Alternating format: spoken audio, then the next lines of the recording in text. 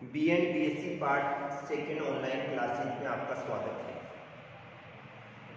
अपन बात कर रहे हैं संसाधन भूगोल, और संसाधन भूगोल के अंतर्गत अपन विश्व के संसाधनों का अध्ययन कर रहे हैं। अर्थात संसाधन वे पदार्थ होते हैं जो कि मानव की आवश्यकताओं की पूर्ति करने की क्षमता रखते हैं। वे पदार्थ जो कि मानव की आवश्यकताओं की पूर्ति करने की क्षमता रखते हैं या जिनके द्वारा मनुष्य की आवश्यकता की पूर्ति होती है, मनुष्य का महत्व होता है, मानव का आर्थिक विकास होता है, वो समस्त पदार्थ क्या कहलाते हैं? संसाधन कहलाते हैं। आज इसी एनिमेशन में आगे अपन अध्ययन करते हैं खनिज संसाधन।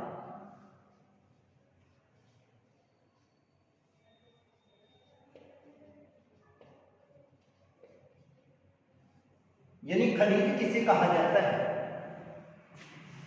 खनन प्रक्रिया के द्वारा प्राप्त वे पदार्थ जिनके निश्चित भौतिक गुण होते हैं, रासायनिक गुण होते हैं, क्या कहलाते हैं? खनिज कहलाते हैं। खनन प्रक्रिया द्वारा प्राप्त वे पदार्थ जिनके निश्चित भौतिक गुण होते हैं,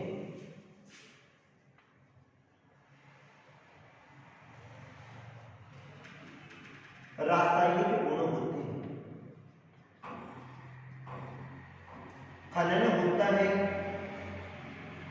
और उत्खनन होता है। खनिज होगा और अयस्क होगा। सबसे पहले तो अपन इनके बारे में जान लेते हैं। भौतिक गुण, उसका रंग कैसा पाया जाता है, उसका आकार कैसा पाया जाता है, वो कौन सी अवस्था में यानी धरातल के आंतरिक भाग में पाया जाता है, इन सबका जो गुण होता है वो गुण क्या कहलाता है? भौतिक गुण कहलाता है। और रासायनिक में किसको लिया जाता है?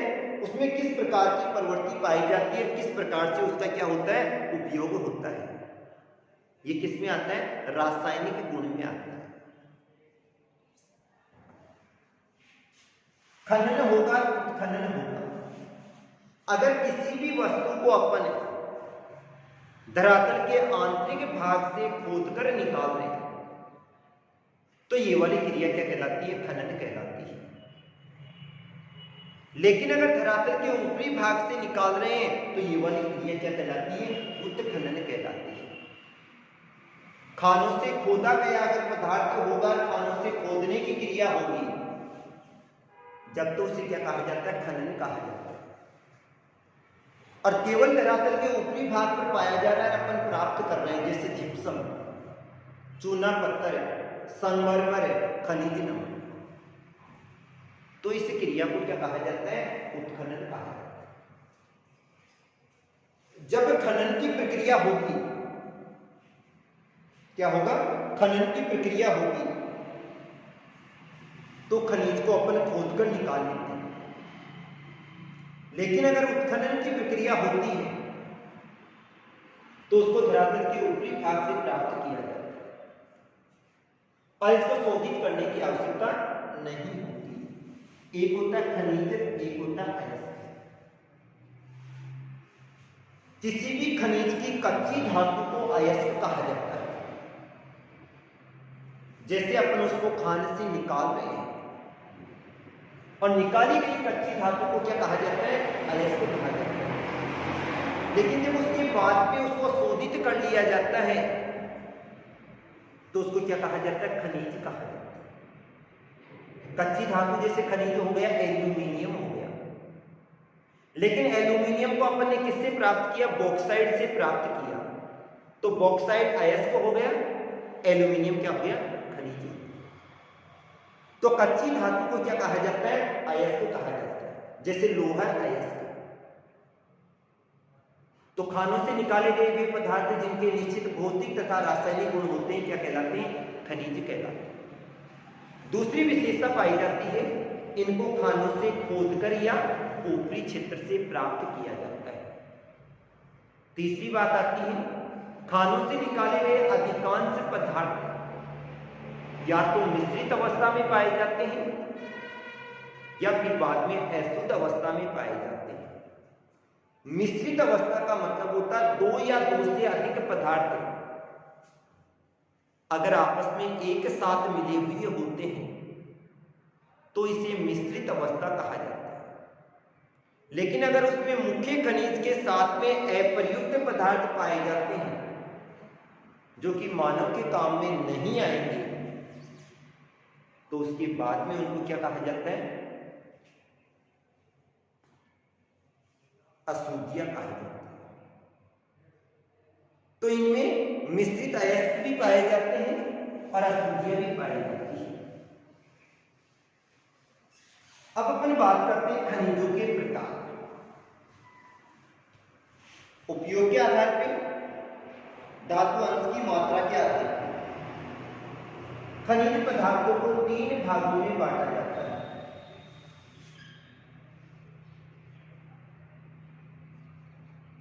पहला हो गया धात्विक खनिज,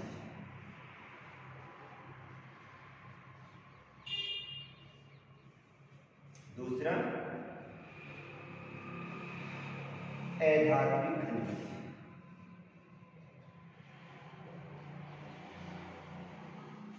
और तीसरा हो गया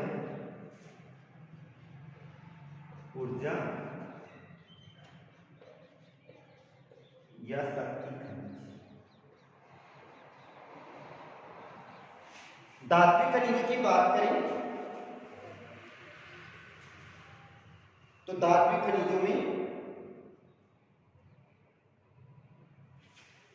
लोहा जाएगा,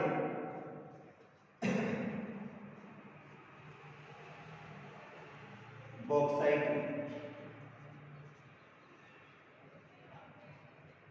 मैग्नीज, सीसा, जस्ता, तांबा, सोना, चांदी आदि को सम्मिलित किया है। इन धात्विक खनिजों को 2 भागों में बांटा जाता है।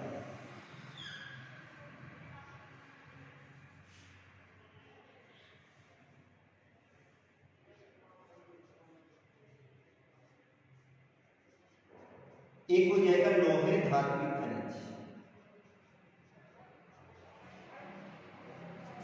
और दूसरा हो जाएगा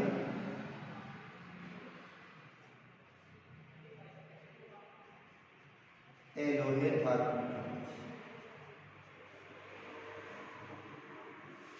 लोहे धात्विक खनिजों की बात करें तो इसमें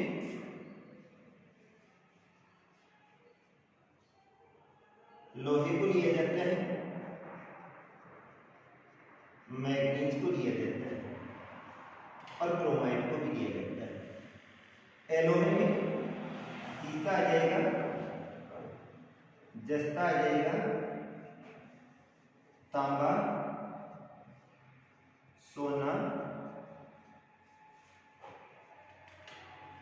चांदी,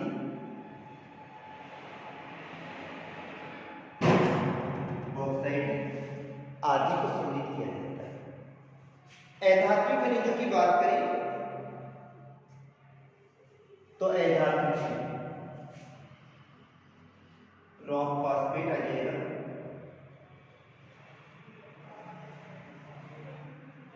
अभ्रक आ जाएगा, चूना पत्थर,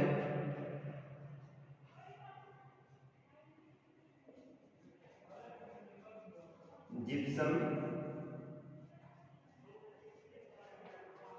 हरसोट आ जाएगा और संगमरमर जैसी पदार्थ। इसके बाद में ऊर्जा वाले खनिजों की बात करें तो ऊर्जा वाले खनिजों को 2 भागों में बांटा जाता है।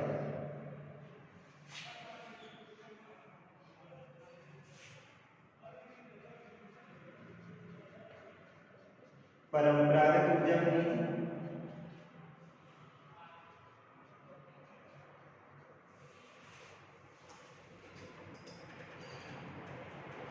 और दूसरा आ जाता है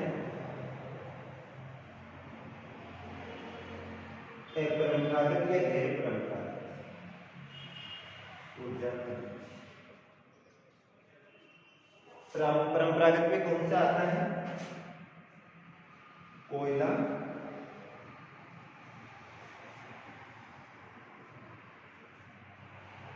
खनिज तेल या पेट्रोलियम,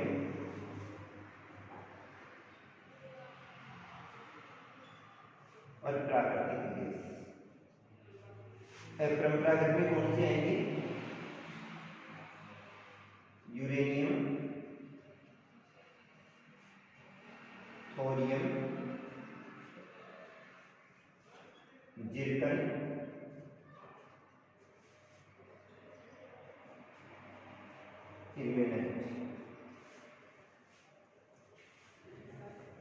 अर्थात मोनोजाइट जैसे खनिज आ जाते हैं। तो ये तो थे खनिज संसाधन। खनिज संसाधन की बात करें तो धातु अंश की मात्रा के आधार पर, किसकी मात्रा के आधार पे? धातु अंश की मात्रा के आधार पे और उपयोग के आधार पे खनिज पदार्थों को 3 भागों में बांटा जाता है। एक धात्विक खनिज, अधात्विक खनिज और ऊर्जा या शक्ति वाले खनिज। धात्विक खनिज तो किसे कहा जाता है? सबसे पहले अपन बात करते हैं धात्विक खनिज। वे खनिज पदार्थ जिसमें धातु अंश की मात्रा पाई जाती है। वे खनिज पदार्थ जिसमें धातु अंश की मात्रा पाई जाती है तथा जिन्हें शोधित करने की आवश्यकता होती है, क्या कहलाते हैं? धात्विक खनिज कहलाते हैं। वे खनिज पदार्थ जिसमें धातु अंश की मात्रा पाई जाती है तथा जिन्हें शोधित करने की आवश्यकता होती है, क्या कहलाते हैं? धात्विक खनिज कहलाते हैं। और इसमें किस किस को लिया जाता है? लोहे को लिया जाता है, बॉक्साइट, मैग्नीज, सीसा, जस्ता, तांबा, सोना और चांदी। जिस देश में इन खनिज पदार्थों की मात्रा अधिक पाई जाती है वो देश हमेशा विकसित होता है। विकसित क्यों होता है? क्योंकि किसी भी देश का विकास औद्योगिक युग के कारण से हुआ है। और जहां पर खनिजों की मात्रा अधिक पाई जाती है उनका औद्योगिक विकास भी क्या होता है? अधिक होता है। तो ये वाले खनिज पदार्थ जिसमें अधिक मात्रा में पाए जाते हैं उनका विकास भी क्या होता है? अधिक होता है। तो धात्विक खनिज किसे कहा जाता है? वे खनिज पदार्थ जिसमें धातु अंश की मात्रा अधिक पाई जाती है तथा जिन्हें शोधित करने की आवश्यकता होती है, क्योंकि इसमें क्या पाई जाती है? अशुद्धियां पाई जाती है। अब लोहे अंश की मात्रा के आधार पर इनको पुनः 2 भागों में बांटा जाता है। एक लोहे धात्विक खनिज और दूसरा आता है अलोहे धात्विक खनिज। सबसे पहले आते हैं लोहे धात्विक खनिज। वे खनिज पदार्थ जिसमें लोहे अंश की मात्रा पाई जाती है तथा चुंबकीय गुण होते हैं, क्या कहलाते हैं? लोहे खनिज कहलाते हैं। वे खनिज पदार्थ जिसमें लोहे अंश की मात्रा पाई जाती है तथा चुंबकीय गुण पाए जाते हैं। चुंबक जिन खनिजों को अपनी ओर आकर्षित करती है उन्हें क्या कहा जाता है? लोहे धात्विक खनिज कहलाते हैं। इन लोहे धात्विक खनिजों को आधारभूत खनिज भी कहा जाता है। आधारभूत खनिज को कहा जाता है क्योंकि कहीं भी उद्योग का निर्माण करते हैं तो पहले मशीनों का निर्माण किया जाता है और मशीनों के लिए ऊर्जा या शक्ति की आवश्यकता होती है। तो वे खनिज पदार्थ जिसमें लोहे अंश की मात्रा पाई जाती है, चुंबकीय गुण पाए जाते हैं, वो कहलाते हैं लोहे धात्विक खनिज। दूसरी बात आती है अलोहे धात्विक खनिज। वे खनिज पदार्थ जिसमें लोहे अंश की मात्रा नहीं पाई जाती है, लोहे अंश की मात्रा नहीं पाई जाती है पर अचुंबकीय गुण पाए जाते हैं, वो क्या कहलाते हैं? अलोहे धात्विक खनिज कहलाते हैं। सीसा हुआ, जस्ता हुआ, तांबा, सोना, चांदी और बॉक्साइट। इन खनिजों का महत्व भी अधिक पाया जाता है क्योंकि इनमें से अधिकांश जो खनिज होते हैं उनका उपयोग विद्युत कार्यों में और आभूषणों के निर्माण में किया जाता है। अतः इनका महत्व भी क्या पाए जाते हैं, अधिक पाए जाते हैं। इसके बाद में अपन बात करते हैं, दूसरा आता है अधात्विक खनिज।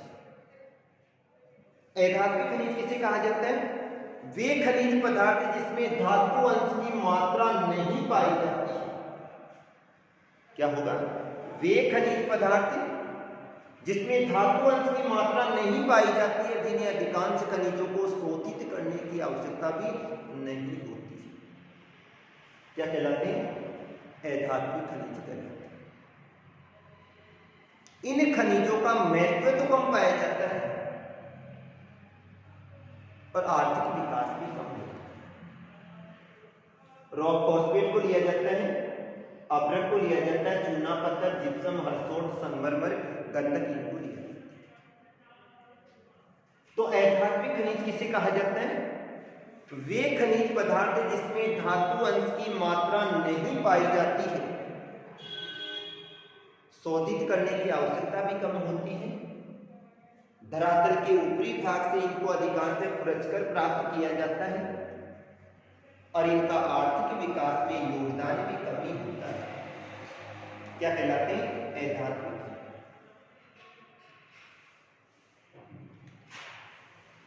तीसरी बात आती है ऊर्जा या शक्ति खनिज। ऊर्जा संसाधन या शक्ति संसाधन किसे कहा जाता है? वे खनिज पदार्थ जिनसे ऊर्जा या शक्ति की प्राप्ति होती है। वे खनिज पदार्थ जिनसे ऊर्जा या शक्ति की प्राप्ति होती है क्या कहलाते हैं? ऊर्जा या शक्ति संसाधन कहलाते हैं। वे खनिज पदार्थ जिनसे ऊर्जा या शक्ति की प्राप्ति होती है, ऊर्जा या शक्ति संसाधन कहलाते हैं। और आज के युग की बात करें तो आज का युग औद्योगिक युग है और इस औद्योगिक युग में अधिकांश कार्य मशीनों के द्वारा किया जाता है और इन मशीनों को चलाने हेतु तो ऊर्जा या शक्ति की आवश्यकता होती है।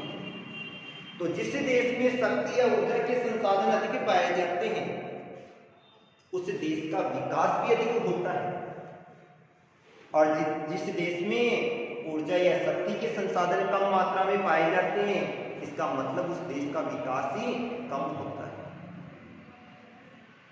उपयोग के आधार पर इनको दो भागों में बांटा जाता है, एक परंपरागत ऊर्जा खनिज है और दूसरे अपरंपरागत है या गैर परंपरागत।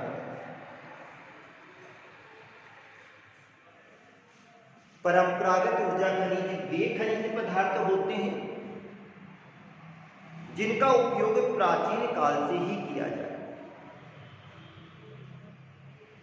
जिसमें कोयले को लेते हैं, खनिज तेल को लिया जाता है, प्राकृतिक गैस को लिया जाता है। भूगोल के संदर्भ में, विकास के संदर्भ में अपन एक बात कहते हैं, कोयला अतीत की, पेट्रोल वर्तमान की और सौर ऊर्जा भविष्य के ईंधन की आपूर्ति का स्रोत है। प्राचीन काल में शक्ति संसाधन के रूप में किसका प्रयोग होता था? कोयले का। वजन में अत्यंत भारी होता था, धुआं भी अधिक देता था, इस कारण से पर्यावरण का नुकसान भी अधिक होता था, अतः इसका उपयोग कम हो गया। और वर्तमान की बात करें तो वर्तमान में सबसे अधिक जो उपयोग हो रहा है वो किसका हो रहा है? खनिज तेल का, यानी पेट्रोलियम का उपयोग हो रहा है। और जैसे जैसे आगे आते जाएंगे ये दोनों संसाधनों को समाप्य संसाधन में लिया जाता है, जल्दी क्या हो जाएंगे? समाप्त हो जाएंगे। अतः इनके स्थान पे गैर परंपरागत ऊर्जा स्रोतों का प्रयोग करेंगे। तो इसमें कोयले को लिया जाता है, खनिज तेल को, प्राकृतिक गैस को लिया जाता है। दूसरी बात आती है गैर परंपरागत ऊर्जा स्रोत या अपरंपरागत ऊर्जा के वे स्रोत जिनका वर्तमान में उपयोग होने लगा है, जिनका विकास या भी हुआ है, क्या कहलाते हैं? अपरंपरागत ऊर्जा स्रोत कहलाते हैं। और इसकी बात करें तो इसमें यूरेनियम को लिया जाता है, थोरियम को लिया जाता है, जिंकन को लिया जाता है, लिग्नाइट को लिया जाता है। और स्रोत की बात कर लिया अपन तो स्रोत के रूप में सौर ऊर्जा को लेते हैं, पवन ऊर्जा, भूतापीय ऊर्जा, ज्वारीय ऊर्जा और बायोगैस को लिया गया। ये वाले आने वाले समय में अधिकांश जो ऊर्जा है उसकी आवश्यकता की पूर्ति ये वाले ही खनिजों के द्वारा हो। तो यूरेनियम, थोरियम, जिर्कन, इल्मेनाइट अत्यधिक मात्रा में ऊर्जा प्रदान करने की क्षमता पाई जाती है, लेकिन इनका विकास क्या हो रहा है अभी वर्तमान में सुचारू है। आगे अपन आगामी अध्याय में इनका अध्ययन करेंगे विस्तार पूर्वक। Thank you.